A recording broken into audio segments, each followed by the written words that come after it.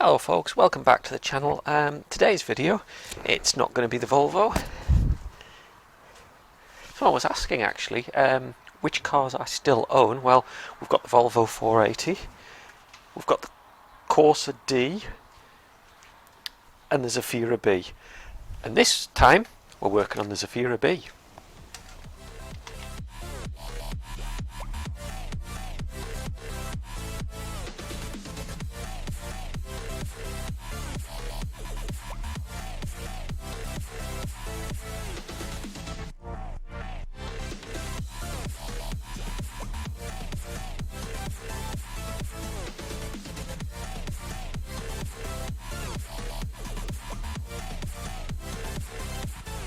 There's been a few problems on the Zafira B recently. You'll see from some of the previous videos, the gear stick is still a bit stiff. So that one, I think we need to look at the gearbox turret, but I haven't gone any further on that recently because basically because of lockdown, because of COVID, the car has very rarely moved, to be honest.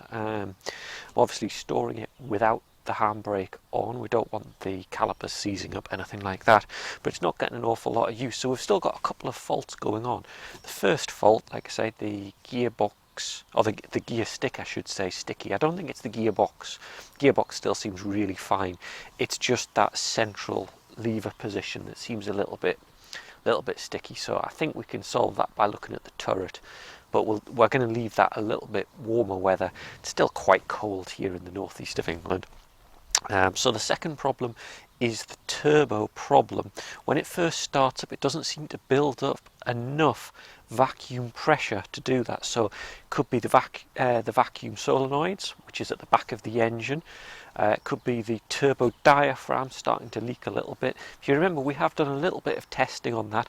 Again, I'm really aiming for warmer weather to do that because it's going to be climbing underneath the car, because where the vacuum solenoid and lines are, they're at the back of the engine, so I think it's probably going to be easiest up on the ramps to be able to get at that and then use the tester that I've got that will tell us what sort of vacuum pressure we're getting, that kind of thing.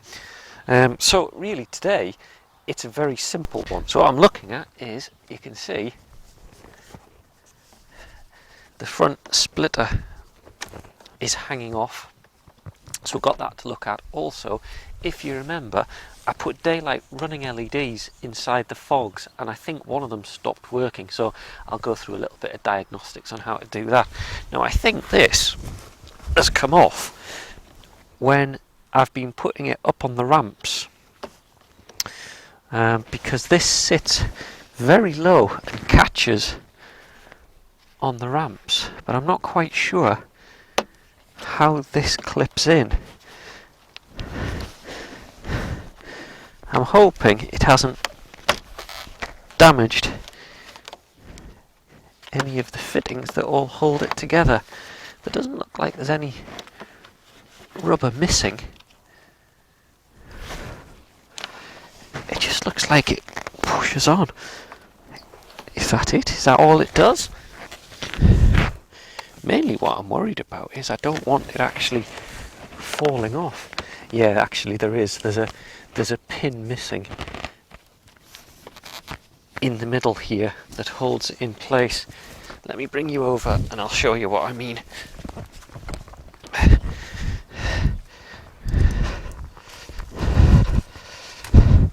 This is going to be very difficult to show you. See that little hole there? I think there's supposed to be a push clip that goes up and holds it in, so I think it's cable tie time. Now I did get recently some very posh releasable cable ties, and I think this might do the job. All I'm going to do is feed it through that hole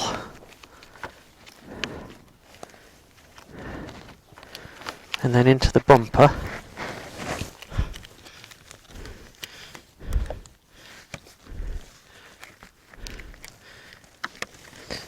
Of course, the problem is there's actually nowhere to feed it back out of. Yeah, that's not going to work.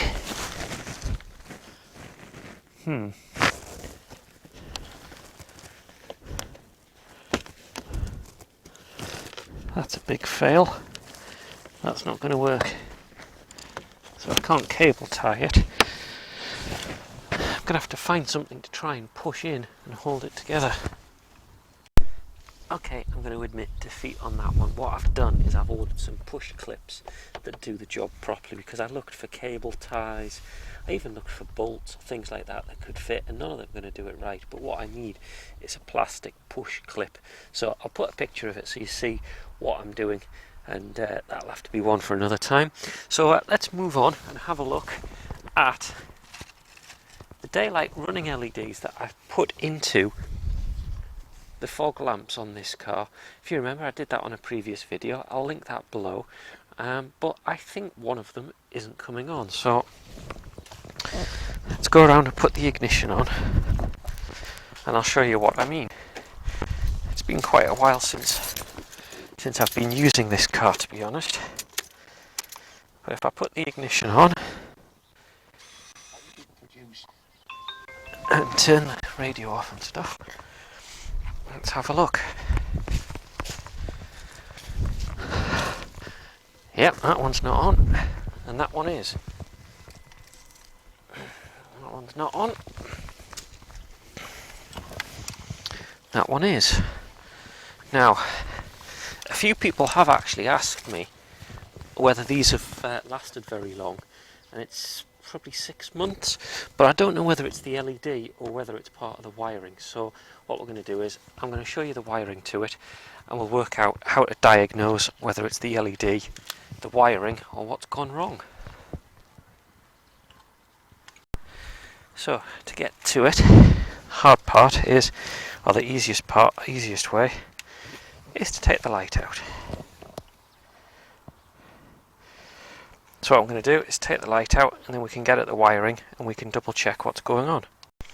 So we'll just take the light out. It's only a couple of torques to take it out and a bit of rattling, and we should be able to get enough free to get into the fitting and have a look. Well, I'm going to call that one a complete failure, to be honest. So took quite a bit of doing, trying to get at the wiring, that kind of thing. If I remember rightly, I took the light out to do it.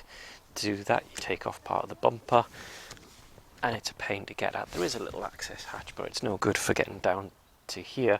But basically, everything that I've checked, I think the LED's given up, which I've had a couple of people asking actually about how long those LEDs last, and there's your answer. I had a look, it was April when I bought them, probably later in the year I fitted them, so well less than a year. So I think the LEDs must be really getting overdriven at 12 volts. Makes me wonder whether there's a current limiting resistor or not, but makes you think twice about using those sort of LEDs. So I think that's where we'll leave it. Complete failure, to be honest. Didn't manage to solve either of the two problems I set out to do today on my Vauxhall Zafira. So I think the LED on the fog's completely gone, and I need to wait for some clips to arrive to fix the little trim along the bottom. So that's all really for this time. Hopefully we'll get a bit more progress and we'll do something useful next time. Otherwise, thank you for watching.